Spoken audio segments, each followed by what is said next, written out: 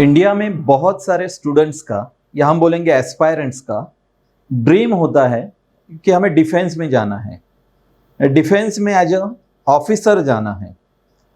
Officer जाने के लिए डिफेंस में वहाँ पे हमें एंट्री लेवल पे दो एग्ज़ाम है। हम में से बहुत सारे कैंडिडेट्स ये जानते हैं, एनडीए है और सीडीएस है। अभी हमारा ऑब्जेक्टिव है सीडीएस एग्जैक्टली क्या है। सीडीएस का फुल फॉर्म तो हम जानते हैं, that is combined defence services. But CDS exactly structure क्या है, वो एग्जाम क्यों है। ओके, एनडीए के बाद सेकंड एक स्टेज उन्होंने क्यों बनाई है एंट्री लेवल के लिए, कैंडिडेट्स के लिए। सीडीएस क्या है और वो एग्जाम कौन कंडक्ट कर रहा है, ये जैसे ही हमें अच्छे से पता चलेगा तब हमारी प्रिपरेशन और ज्यादा फोकस हो सकती है। जितनी प्रिपरेशन और ज्यादा फोकस, एनालिटिकल और प्रोफेशनल होगी, उतने ही हमारे चांसेस बढ़ते जाएंगे कि हम सर्विसेज में एंटर करें। देखो, हमारा ड्रीम है जाना, बट मैं हमेशा बोलता हूं कि ड्रीम जो है वो कंप्लीट होना चाहिए, और कंप्लीट होने के लिए हमारी आंख खुलनी चाहिए। आंख खुलना मतलब क्या? आंख खुलना मतलब हम प्रोफेशनल वे से हमारा ड्रीम कंप्लीट करने के लिए धीरे धीरे धीरे आगे बढ़ते जाए। इस प्रोफेशनल वे में सबसे पहली स्टेज होनी चाहिए कि सीडीएस क्या है, यह हमें पता होना चाहिए। कंबाइंड डिफेंस सर्विसेज ये क्या है, कौन एग्जाम कंडक्ट कर रहा है। तो सीडीएस ये एग्जाम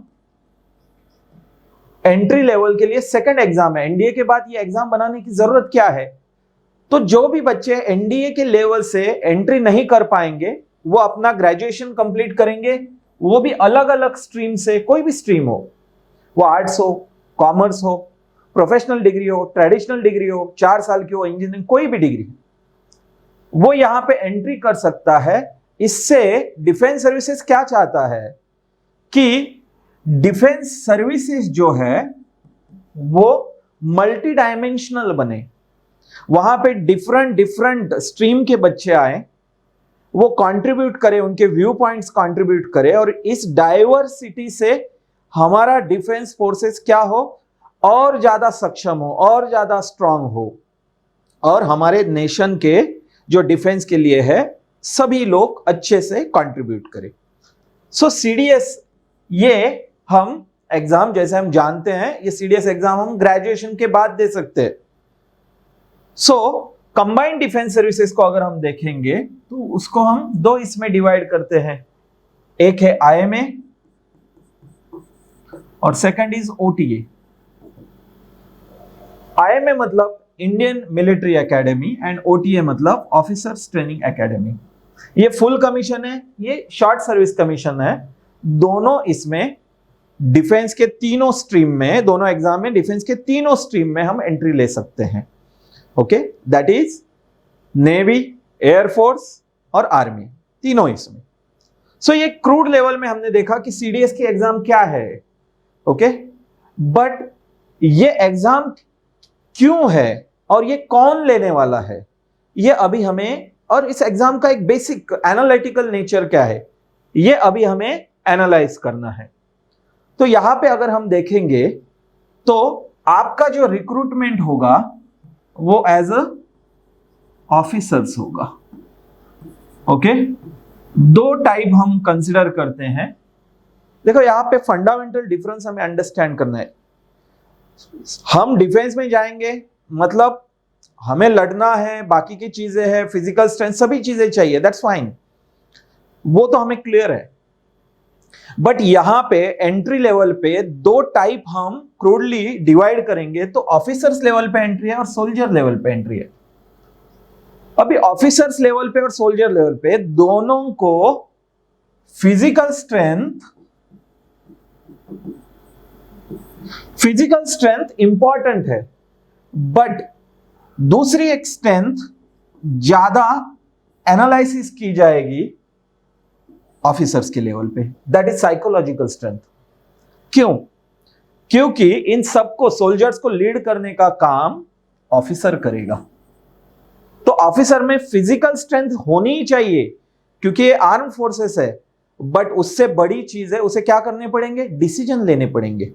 उसकी छोटी छोटी डिसीजन वो टाइमली आ रहे कि नहीं, एक्यूरेट आएगी कि नहीं, इस बेसिस पे उसके पूरे स्क्वाड की लाइफ और हमारे पूरे कंट्री की सिक्योरिटी डिपेंडेंट है।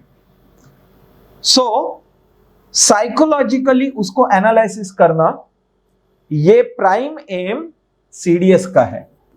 ऐसा ही कैंडिडेट वहां पे एंटर होना चाहिए, सिर्फ फिजिकल स्ट्रेंथ वाला नहीं, ये ऑफिसर लेवल है। तो सीडीएस का काम क्या है एग्जाम का, ऐसे कैंडिडेट ढूंढना जो साइकोलॉजिकली स्ट्रांग है, जिनमें बहुत सारी एबिलिटीज है, जिनमें बहुत सारी क्वालिटीज है, जिसे हम क्या बोलते हैं, आप सभी जानते हैं, जिसे हम बोलते हैं OLQs। क्या है OLQs? Officers like qualities. 15 basically officers like qualities consider की जाती है अलग अलग। सो ये क्वालिटीज उस कैंडिडेट में है कि नहीं, ये वहां पे एनालाइज किया जाएगा। और OLQs चेक करने के लिए उन्होंने जो स्ट्रक्चर बनाया है, जो है प्रिलिमिनरी एग्जाम का और दूसरा है SSB। हर स्टेज ऐसी बनाई गई है कि उस पर्टिकुलर कैंडिडेट में ऑफिसर्स लाइक क्वालिटीज है या नहीं, ये प्रॉपरली एनालाइज किए बिना वो कैंडिडेट सिलेक्ट नहीं होगा। सो यहां पे जो पहली स्टेज है, वो कैंडिडेट एलिजिबल है या नहीं।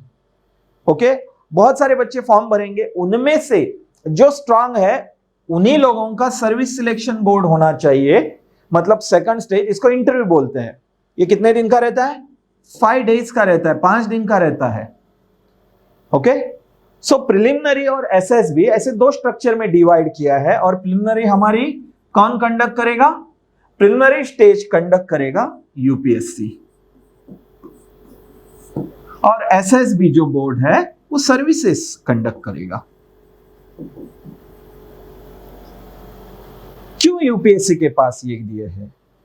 तो सबसे पहला हमें अंडरस्टैंड करना है, UPSC का काम, सभी को लगता है UPSC एक एग्जाम है, नहीं, UPSC एक बोर्ड है जिसका काम क्या है, कंटिन्यूअसली इंडिया में अलग अलग ऑफिसर्स का, 2 टाइप के ऑफिसर्स हम कंसिडर करेंगे, one is civil and second is defence. Civil में IAS IPS जो भी अलग अलग IRTS डिफरेंट ऑफिसर्स है वो, और डिफेंस में एयरफोर्स, नेवी और आर्मी में लेफ्टिनेंट रिक्रूटमेंट करके उनका आगे आगे फील्ड कैप्टन, मेजर, कर्नल, ऐसी क्या होगी, उनकी प्रोग्रेस होती जाएगी, प्रमोशन होती जाएगी, और वो लीड करते जाएंगे उतने बड़े बड़े सेक्शंस को। सो UPSC का काम है फर्स्ट स्टेज पे स्क्रूटिनी करना, और ऐसे कैंडिडेट जो उसको एलिजिबल लगे कि वो इनमें ऑफिसर्स लाइक क्वालिटीज है, तो अभी आप उनको और डेप्थ में एनालाइज करो।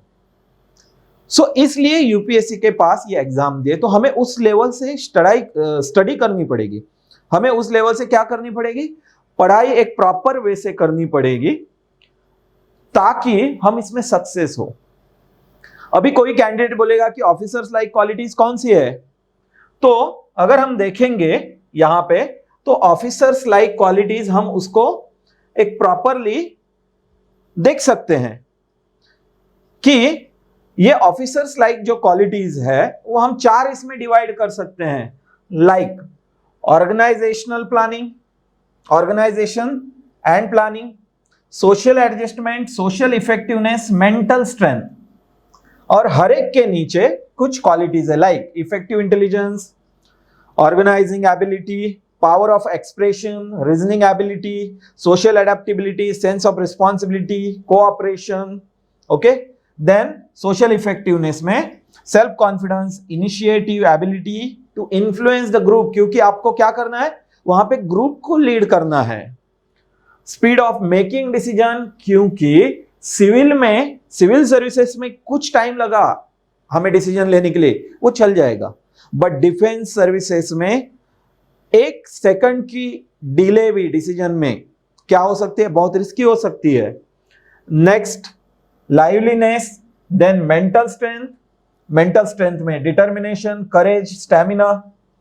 सो एक क्रूड लेवल पे हमने देखा कि कौन से ऑफिसर्स लाइक क्वालिटीज है, अभी ये देख के आप क्या सोचेंगे, एक कैंडिडेट क्या सोचेगा, अरे मुझ में ये क्वालिटी है क्या, मुझ में सोशल एडेप्टेबिलिटी है, मुझ में ये है, मुझ में ये है, अरे मुझ में ये नहीं है। ये नहीं सोचना है आपने। ऐसा सोच के मैं ये 15 क्वालिटीज डेवलप करूंगा और फिर एग्जाम को जाऊंगा, ये अप्रोच बिल्कुल नहीं होना चाहिए।